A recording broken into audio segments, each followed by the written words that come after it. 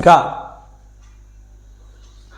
ప్రభాత వెలుగుకు సంబంధించిన కొన్ని హెడ్లైన్స్ అనేది చూద్దాం. ఇక ఎస్ఆర్సిపి 41 గేట్ల ఖుల్లా, ఎగువ నుంచి భారీగా వరద, దిగువకు 3.30 లక్షల క్యూసెక్కులు నీటి విడుదల, కందుకుర్తి మీదుగా మహారాష్ట్ర వెళ్ళే స్టేట్ రోడ్ క్లోజ్ అన్నట్టు ఒక హెడ్లైన్స్ అనేది చూస్తున్నాం. ఇక శ్రీరామ్ సాగర్ 41వ గేటు తెరవడంతో దిగువకు వెళ్తున్న నీరు అన్నట్టు ఒక ఫోటో ఇవ్వడం ఇక్కడ జరిగింది. ఇక ఖమ్మం బురదలో నిండిన ఇళ్లను పరిశీలిస్తున్న సీఎం రేవంత్ రెడ్డి, ఇక మంత్రి పొంగులేటి శ్రీనివాసరెడ్డి. ఇక నష్టం 5,000 కోట్లు, వెంటనే రూపాయలు 2,000 కోట్లు ఇవ్వండి, జాతీయ విపత్తును ప్రకటించండి, ప్రధాని నరేంద్ర మోదీకి సీఎం రేవంత్ లేఖ, వరద ప్రాంతాలకు పరిశీలనకు రావాలని విజ్ఞప్తి చేశారు రేవంత్ రెడ్డి ప్రధాని నరేంద్ర మోడీకి. ఇక ఊహ వచ్చినప్పటి నుంచి ఇంత వర్షాన్ని వరదను చూడలేదని మున్నేరు ముప్పు ప్రాంతాల్లో 70 నుంచి 80 ఏళ్ల వృద్ధులు చెప్తున్నారు. బాధితులు ప్రభుత్వం ఎంత చేసినా తక్కువే, వారికి అన్ని విధాలుగా అండ ఉంటాం, మాకు ప్రజా ప్రయోజనాలే ముఖ్యం. వర్షాలు ప్రారంభమైనప్పటికీ నుంచి మంత్రివర్గ సహచరులు ఇక అధికారులు చాలా బాగా పనిచేస్తున్నారు. పొరుగు రాష్ట్రంలో ప్రతిపక్ష నేత కూడా వరద ప్రాంతాల్లో తిరుగుతున్నారు. ఇంతటి విపత్కర పరిస్థితుల్లో మన రాష్ట్రంలో ప్రధాన ప్రతిపక్ష నేత కేసీఆర్ మాత్రం ఫామ్ హౌస్లో విశ్రాంతి తీసుకుంటున్నారు. ఫ్రెండ్తో కలిసి కేటీఆర్ అమెరికాలో ఎంజాయ్ చేస్తున్నారు. ప్రజాక్షేత్రం ఉన్న మంత్రులు ప్రభుత్వ యంత్రాన్ని బదనాం చేస్తున్నారు అని అంటూ సీఎం రేవంత్ రెడ్డి వ్యాఖ్యానించడం జరిగింది ప్రతిపక్షాలపై. ఇక వెంటనే 2,000 కోట్లు ఇవ్వండి, జాతీయ విపత్తు ప్రకటించండి, ప్రధాని నరేంద్ర మోడీకి సీఎం లేఖ, వరద ప్రాంతాలకు పరిశీలనకు రావాలని విజ్ఞప్తి చేశారు. ఇక భారీ వర్షాలు వరదల వల్ల రాష్ట్రంలో పెద్ద సంఖ్యలో నష్టం జరుగుతుంది. జాతీయ విపత్తు ప్రకటించిన పెద్ద మనసుతో ఆర్థిక సాయం అందజేయాలని ప్రధాని నరేంద్ర మోదీకి సీఎం రేవంత్ రెడ్డి వ్యాఖ్యానం చేశారు. ఇక వరద నష్టాన్ని పరిశీలించేందుకు స్వయంగా రావాలని ప్రధాని ఆయన సోమవారం లేఖ రాశారు. రాష్ట్ర వ్యాప్తంగా 5,000 కోట్ల దాకా నష్టం జరిగినట్టు ప్రాథమిక అంచనాలు వచ్చాయని, పూర్తిస్థాయి నివేదిక అందిన తర్వాత కేంద్ర ప్రభుత్వాన్ని పంపిస్తామని, ఈలోగా తక్షణ సాయం కింద కనీసం 2,000 కోట్లు విడుదల చేయాలని విజ్ఞప్తి చేశారు. రాష్ట్రానికి కేంద్రం నుంచి సాయం అందేలా కేంద్ర మంత్రులు కిషన్ రెడ్డి, బండి సంజయ్ కృషి చేయాలని సీఎం కోరారు. ఇక వ్యవసాయం అనుబంధ రంగాలకు రూపాయలు 14,000 కోట్లు, 7 స్కీమ్లు, ప్రధాని మోదీ ఆధ్వర్యంలో కేంద్ర కేబినెట్ నిర్ణయం. ఇక 2,817 కోట్లతో డిజిటల్ అగ్రికల్చర్ కమిషన్, రూపాయలు 3,979 కోట్లతో క్రాప్ సైన్స్ ప్రోగ్రాంకు ఆమోదం. ముంబై ఇండోర్ మధ్య 309 kilometer railway line, Gujarat semiconductor plant ఏర్పాటుకు ఓకే అన్నట్టు కేంద్ర కేబినెట్ కూడా ఆమోదం తెలిపినట్టు కొన్ని ప్రాజెక్టు గురించి ఇక్కడ వివరాలు అనేది ఇవ్వడం జరిగింది. ఇక పంట నష్టం కింద ఎకరాకు 10,000, బాధితులను అన్ని విధాలుగా ఆదుకుంటాం సీఎం రేవంత్ రెడ్డి. మృతుల కుటుంబానికి 5 లక్షల పరిహారం, పాడి పశువులు చనిపోతూ 50,000, మున్నేరు వరద బాధితులకు తక్షణ సాయం కింద 10,000. ఇక ఎన్డీఆర్ఎఫ్ ద్వారా తెలంగాణ డిజాస్టర్ రెస్పాన్స్ ఫోర్స్ ఏర్పాటు, వరద టైంలో బురద రాజకీయాలు మానుకోవాలని బీఆర్ఎస్కి హితవు. ఇక సీఎం ఆర్ఎఫ్ వివరాలు ఇవ్వాలని దాదాపు రిక్వెస్ట్. ఖమ్మం, సూర్యాపేట వరద ముంపు ప్రాంతాల్లో పర్యటించిన సీఎం రేవంత్ రెడ్డి అన్నట్టు ఒక హెడ్లైన్స్ అనేది చూస్తున్నాం.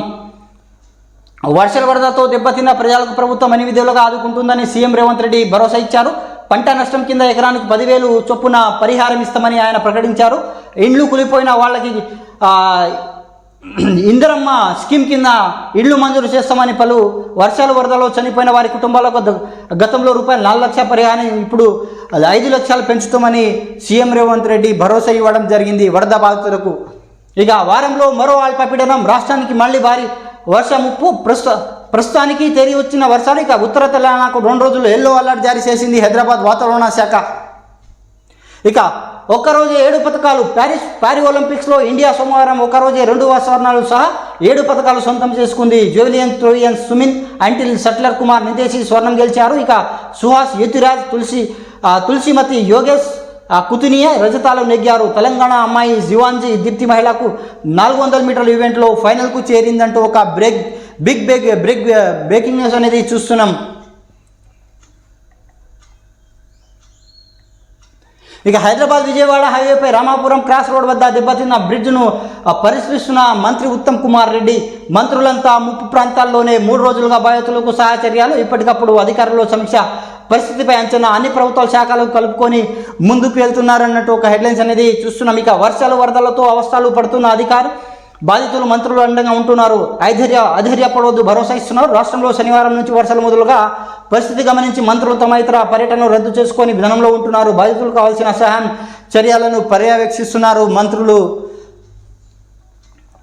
ఇక హాస్పిటల్లో పోలీస్ అవుట్ పోస్టులు, డాక్టర్ దాడులు చేస్తే కఠిన చర్య, మంత్రి దామోదర్. ప్రివెలెన్స్ యాక్ట్ కింద కేసు. ఇక రాత్రిపూట సీటెమ్స్తో పెట్రోలింగ్, ఇక పోలీస్ స్టేషన్ సీసీ కెమెరాల అనుసంధానం, ఇక ప్రతి ఆసుపత్రిలో సేఫ్టీ కమిటీ ఏర్పాటు చేయాలని దామోదర్ రాజనరసింహ వెల్లడించడం జరిగింది. ఇక తెగిన చెరువులు, కుంటలు, కొట్టుకుపోయిన రోడ్లు, 2 రోజుల్లోనే అల్లాకల్లోలం, నీటి మునిగిన ఊర్లు, జలమైన కాలనీలు, విరిగిన చెట్లు, స్తంభాలు, తెగిపడిన కరెంట్ తీగలు, కూలిన 1000 పైగా ఇండ్లు, 20 మంది పైగా మృతి, పునరావాస కేంద్రాలు 5000 మంది తరలింపు, ఇక 4.15 లక్షల ఎకరాలు పంట నష్టం అన్నట్టు ఒక హెడ్లైన్స్ అనేది చూస్తున్నాం. ఇక భారీ వర్షాలు, వరదలు రాష్ట్రానికి అతలుకుతలం చేశాయి. కేవలం 2 రోజుల వ్యవధిలోనే 5,438 కోట్ల నష్టాన్ని మిగిల్చాయని రాష్ట్ర ప్రభుత్వం ప్రాథమికంగా అంచనా వేసింది.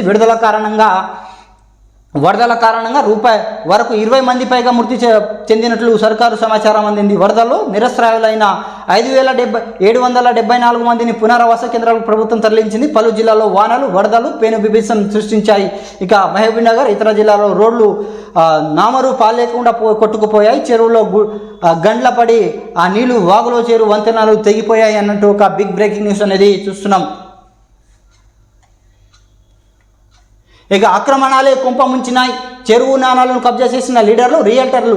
ఇక ఖమ్మం వద్ద మన్నేరు పరివారక మొత్తం ఆక్రమణాలే భారీగా వెంచర్లు వేసి అమ్మేసిన రియల్టర్లు. ఇక కోదాడ పెద్ద చెరువులో 300 ఎకరాలు కబ్జా.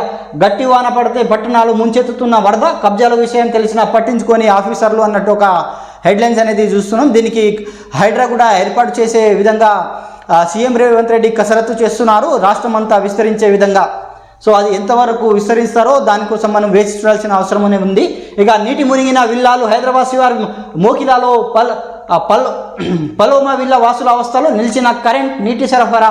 33 ఎకరాలు, 212 విల్లాలు, 1000 మంది నివాసం. ఒక్కో విల్లా ఖరీదు 5 కోట్ల నుంచి 7 కోట్లు. సమస్య పరిష్కారానికి ఎమ్మెల్యే యాదయ్యకు వినతి అన్నట్టు ఒక హెడ్లైన్స్ అనేది చూస్తున్నాం. ఇక నిందితుల ఇళ్ళు కూల్చివేయడం ఏంటి? ఈ రూల్ ఎక్కడి నుంచి వచ్చింది? అది ఆ కారణంగానే బుల్డోజర్లతో ఇండ్లు కూల్చేస్తున్నారా? రాష్ట్ర ప్రభుత్వాలపై సుప్రీంకోర్టు ఆగ్రహం. దోషిగా తెలితే చట్ట ప్రకారం వెళ్ళాలి, కూల్చివేతకు ప్రొసీజర్ ఉంటుంది. ఇక ఇలాగే కూల్చేస్తామంటే మేము గైడ్లైన్స్ జారీ చేస్తామని వెల్లడించారు అధికారులు. ఇది ప్రభాత వెలుగుకు సంబంధించిన కొన్ని హెడ్లైన్స్ అనేది చూసినాం. Thanks for watching RM news. Please subscribe, like, comment and share. Thank you so much.